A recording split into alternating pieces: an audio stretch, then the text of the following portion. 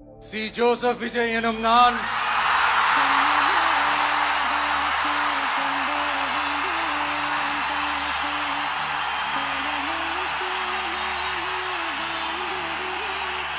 சட்டப்படி அமைக்கப்பெற்ற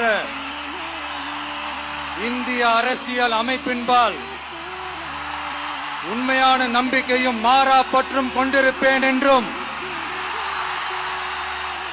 இந்திய நாட்டின் ஒப்பில்லாத முழு முதல் ஆட்சியையும் ஒருமையையும் நிலை நிறுத்துவேன் என்றும் தமிழ்நாட்டு அரசின் முதலமைச்சராக உண்மையாகவும் உளச்சான்றின்படியும் என் கடமைகளை நிறைவேற்றுவேன் என்றும் அரசியல் அமைப்பிற்கும் சட்டத்திற்கும் இணங்க அச்சமும் ஒருதலை சார்பும் இன்றி